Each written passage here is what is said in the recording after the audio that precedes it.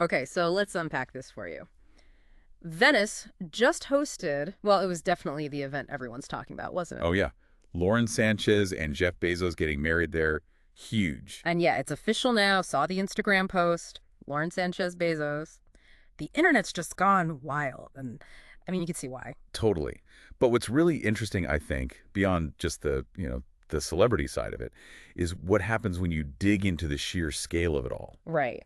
So the idea here is we're going to sort of pull back the curtain a bit, look at the guest list, the planning, which must have been insane, the cost, obviously, Yeah, yeah. and also how the locals reacted, some weird little things that happened too. We're basically trying to give you the rundown, Yeah. What made it so uniquely, well, Bezos. And we're drawing on like recent news reports. NBC News had some video coverage too. Okay, Because yeah, this wasn't just your average wedding.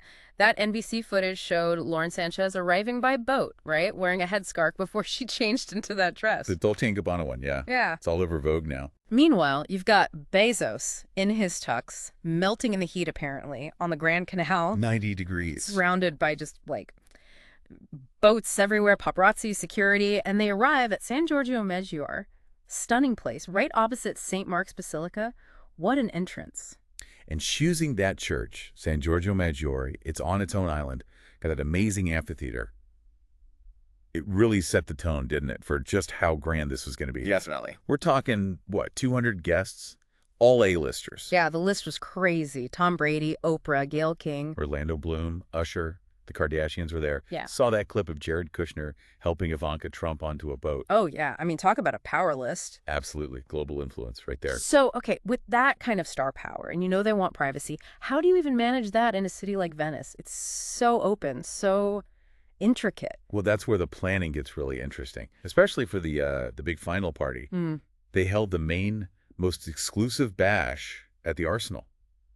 Venice's old naval shipyard. Oh. The clever part is, it's still controlled by the military. Ah, okay. Which means it's super hard for random people or paparazzi or even protesters to get anywhere near it. Wait, protesters? People were actually protesting this? Yeah, there was a group, No Space for Bezos, something like that. Small, but vocal. Huh. They were planning their main action for Saturday night, so holding the party at the Arsenal was probably, well, pretty smart, planning to minimize disruption. Right. Kept things contained. But even with all that planning, you still get these, like, weird, spontaneous moments. Like the look-alike. I saw reports about some bald guy wandering around pretending to be Jeff Bezos, waving at cameras. Yeah. It's kind of surreal, isn't it? Yeah. Sort of sums up the whole thing like super high security meets total public weirdness. It really does.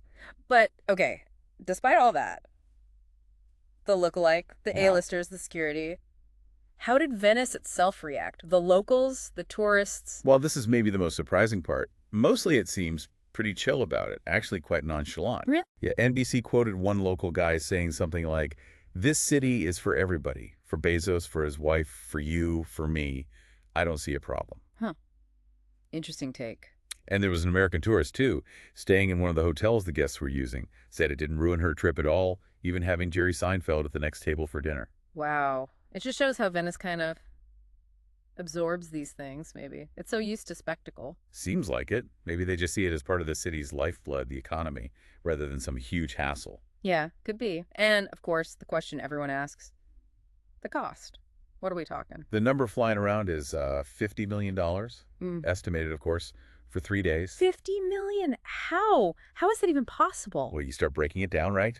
Intense security, renting out exclusive venues in Venice, all that private water transport, maybe surprise performers at that final Arsenal party. Yeah, It adds up fast. guess so. It's not just a wedding, it's a whole production. Exactly. A massive, super secure, ultra-luxury show. So wrapping this up for you listening, what have we seen here? It's this really fascinating mix, isn't it? Extreme wealth, super detailed planning, tight security, but then also this kind of surprisingly relaxed local vibe. Yeah, these real opposites, Yeah. like the A-listers arriving while protesters gather nearby, or wanting total privacy while putting on this huge public display. It's a lot. It is, and it kind of leaves you thinking, though, doesn't it?